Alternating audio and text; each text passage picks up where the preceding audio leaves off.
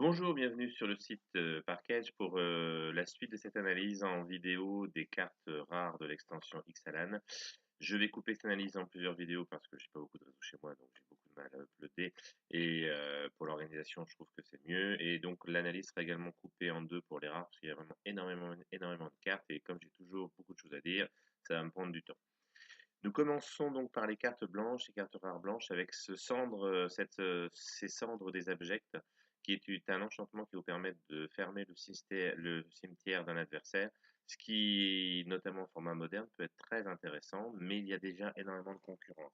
Et malheureusement, la concurrence est au-dessus parce que cette carte nous empêchera peut-être de jouer une créature du cimetière ou d'activer une capacité qui est sur une créature dans un cimetière, mais elle ne nous empêchera pas de jouer des sorts de la main qui iront chercher des choses dans le cimetière.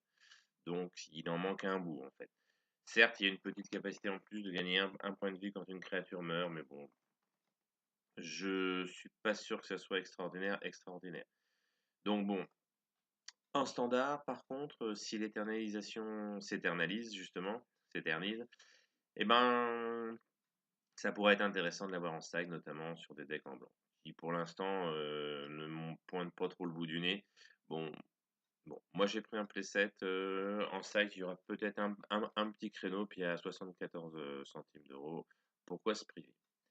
Seconde carte, évêque de la Renaissance. Alors c'est une 3/4 pour 5 qui, quant à vigilance, donc qui au niveau syndical n'est pas extra, et quand elle attaque, elle nous permettra de ramener sur la table une créature avec un coût converti de mana inférieur ou égal à 3.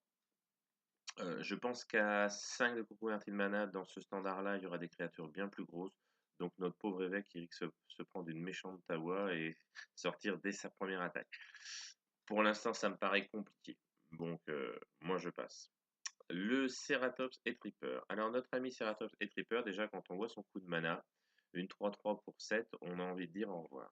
Bon, c'est ce que j'ai fait quand j'ai fait ma première relecture de cartes. Par contre, depuis peu sur MTGO, on voit arriver pas mal de decks dinosaures qui jouent énormément de tour 2 pour baisser le coût des dinosaures. Et finalement, jouer une créature à 7, ça devient assez rapide. Enfin, jouer un dinosaure à 7, ça devient assez rapide avec ces cartes-là. Alors, après vous avoir dit ces choses-là, je me suis mis à regarder les gros dinosaures qui coûtaient très cher avec un autre œil. Celui-ci, donc pour 3/3, vous donnera à la double initiative et le donnera à tous vos autres dinosaures. Euh, bon, le 3/3 me gêne. Le 3/3 me gêne beaucoup. Je trouve que c'est pas assez costaud. C'est vrai que sur une attaque, mettre la double initiative à tous ces dinosaures, ça peut être sympa. Mais bon, moi je suis pas convaincu du tout. Pour l'instant, je passe. Alors, nous arrivons au débarquement de la Légion, qui est le premier exemplaire d'une série d'enchantements légendaires qui vont arriver en jeu et provoquer un petit effet. Donc celui-là, quand il arrive en jeu pour un mana blanc, vous avez un jeton de vampire avec le lien de vie sur la table. Vous pouvez créer donc un jeton 1/1 avec le lien de vie. Et quand vous aurez au moins trois créatures, quand au moins vous attaquerez avec trois créatures, donc il y a de fortes chances que vous en perdiez une ou deux quand même dans le format, vous pourrez le transformer et transformer ce débarquement de la Légion en un terrain qui s'appelle Adanto le premier fort. Ce terrain a une capacité, bon, il fait du blanc évidemment, ce terrain a une capacité intéressante puisqu'on pourra l'utiliser à chaque tour, à savoir pour 3 on va créer un jeton de créature 1/1 blanche vampire avec le lien de vie. Évidemment, ceci à chaque tour. Si vous avez les manas. Ça me semble pas super fort. Ce double land de là, ça me semble pas terrible. Peut-être que dans un deck contrôle, pouvoir créer un jeton à la fin de chaque tour et attaquer avec, submerger le board, ça me semble land dans un format qui s'annonce vraiment pas forcément plus rapide que ce qu'on a connu, mais avec des grosses bébêtes qui peuvent arriver très rapidement en jeu. Donc bon, je suis pas convaincu du tout. Alors, on poursuit par Mavrenfin, apôtre du crépuscule, une créature légendaire. Donc déjà, qui dit créature légendaire dit pas plus de 3 exemplaires par deck, parce qu'avec 4, si on s'en retrouve avec 2 en main, on sera bien embêté. Sa capacité aurait pu être intéressante pour pondre énormément de jetons, mais quand on lit bien la carte, on se rend compte que vous attaquez avec une seule créature ou 10, vous ne pourrez faire à chaque fois qu'un seul jeton. Euh, et puis bon, une 2-2 pour 3 dans ce format-là encore, je pense qu'en face, il y aura des clients. Donc c'est sûr, il ne faudra pas attaquer avec elle. Pour l'instant, moi non, moi j'y crois pas du tout. Prêtre du soleil. Alors, voici une carte où je suis allègrement passé dessus sur la première lecture de la liste, mais finalement, après avoir vu ces fameuses listes de decks dinosaures sur MTGO, on se rend compte que c'est un tour 1 assez important dans une stratégie à grosse bébête, parce que en effet, alors déjà, une 1 pour 1, ça pourra toujours chum bloquer, donc bloquer une grosse créature et vous éviter de vous prendre 4 ou 5 de dégâts. Si en plus sur le bloc vous avez assez de mana pour la sacrifier, vous pourrez tutoriser et aller chercher une carte de dinosaure. Mais pour moi, c'est la capacité qui est le plus importante dans un deck dinosaure et qui est présente sur ce prêtre du soleil levant, c'est le fait au début de notre entretien de pouvoir révéler une carte de dinosaure de notre main et gagner 2 points de vie. En effet, si votre adversaire attaque comme une brute, eh ben, on sera tous très très contents de pouvoir gagner 2 points de vie gratuitement par tour, comme ça juste en montrant une carte. Parce que votre adversaire qui voudra vous grignoter point de vie par petit point de vie, si à chaque tour déjà il faut qu'il en trouve 2 de plus, forcément il va être ralenti. 2 prêtres du soleil levant sur la table comme ça m'est arrivé, franchement c'est très très pénible à gérer, vraiment pénible à gérer. Et je dis pas que ça casse totalement une stratégie aggro, mais un adversaire qui veut vous manger des points de vie petit à petit avec des petites créatures rapides, il va être obligé de se débarrasser du prêtre du soleil levant. Alors, soit il le garde et il faut qu'il mette 2 points de dégâts en plus par tour, soit il utilise un blast pour s'en débarrasser, mais cette carte-là va prodigieusement l'ennuyer. Vraiment, vraiment. Pour moi, je fais toujours une commande complémentaire quelques semaines après le début de l'extension, parce que certaines cartes se révèlent qu'à ce moment-là. Et j'ai pris un playset de ce prêtre du soleil levant. Sacrement sanguin. Voici également une carte qu'on a déjà vue sous d'autres formes dans d'autres extensions. Donc un gain de points de vie à outrance, entre guillemets. Par contre, moi je la trouve vraiment pas mal. Je la trouve un peu mieux que la pulsation des champs qui mettait 4 et qui se remélangeait votre bibliothèque si et seulement si vous aviez moins de PV que votre adversaire.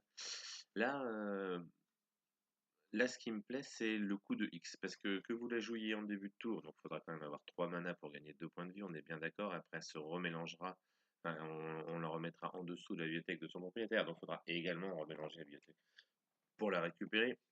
On est d'accord aussi. Mais si vous êtes en fin de game et que vous avez 7 mana et plus que 2 cartes en main, bah, cette carte-là, vous pourrez la jouer à 5 et gagner 10 points de vie. Franchement, arriver en fin de game, courir au point de vie, pan, dire à votre adversaire, bah, j'en reprends 10, je remélange la carte et fais gaffe parce que si je la repioche, je vais encore en prendre 10. Ça, moi, je pense que ça peut faire basculer une partie. Et à une époque, j'avais un bon joueur dans ma communauté qui cherchait des pulsations des champs, qui avait un deck avec un deck pour gagner les points de vie. Alors, est-ce que c'était du Legacy? Parce que je pense pas que ça soit du moderne, même si j'ai eu 2 ou 3 idées en moderne, mais bon, ça serait à tester parce que les listes n'existent pas. Franchement, ce sacrement sanguin, moi, il me plaît bien. Moi, d'ailleurs, j'ai pris un playset. Voilà. Alors, on continue avec Aménagement des décombres, qui va être sûrement l'une des cartes blanches, sinon la carte blanche en rare la plus cotée. C'est une colère de Dieu, en éphémère, et elle exile toutes les créatures de votre adversaire. Ah, évidemment, soyons clairs, il y a un malus. Il y a un bon gros malus des familles, à savoir que pour chaque créature, euh, ce joueur peut chercher dans sa bibliothèque autant de cartes de terrain de base. Donc pour chaque créature qui seront exilées comme ça, votre adversaire va pouvoir aller chercher un terrain de base dans sa bibliothèque et se retrouver avec plein de terrains. Donc double malus, sachant que évidemment il aura beaucoup de mana, et évidemment les prochaines cartes qu'il piochera, il y aura moins de terrain à piocher, plus de cartes actives qu'il pourra jouer avec le mana. Bon, euh, franchement, en standard, à voir. À voir, elle pourra toujours faire un peu son taf. Mais en moderne, comme m'a fait remarquer un autre joueur pas un joueur pro, mais un joueur habitué des grands prix que je connais, d'ailleurs, dernier vainqueur de notre PPTQ en limité.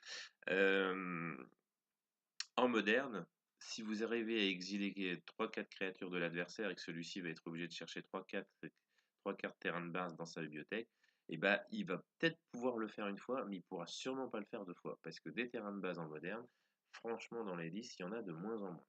Donc, vraiment pas mal. Surtout ce coup en éphémère. Voilà. Donc ce qui va se passer en gros, c'est que peut-être que cette carte va être jouée rapidement, pendant 1 ou 2 mois, elle fera son effet de surprise, puis après les gens avant d'attaquer avec toute la troupe, ils garderont peut-être un peu de réserve pour une deuxième salve.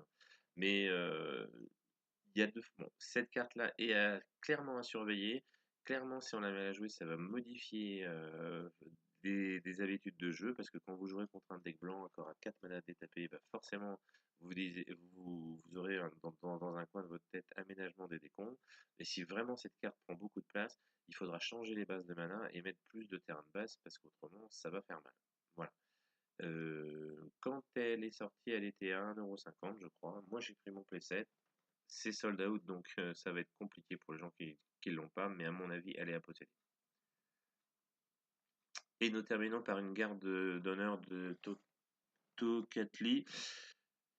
Alors, une 1-3 pour 2, c'est pas top, soyons clairs. Et les créatures qui arrivent en jeu sur le champ de bataille ne provoquent pas le déclenchement des capacités. Ça, c'est encore une carte qui ressemble à une carte de side, à savoir si on arrive à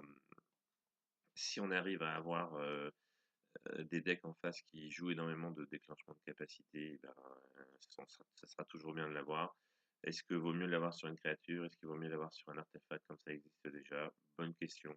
Est-ce qu'elle partira dans le moderne? Encore une bonne question. En standard, j'ai plus qu'un doute. Je pense que généralement, si vous voulez jouer en deck de base, vous retrouverez un 3 pour 2, ce qui est très très moyen. S'il faut la mettre dans un side, ça dépendra évidemment du metagame. Bon, des capacités de déclencher à donf dans des decks, j'en vois pas énormément.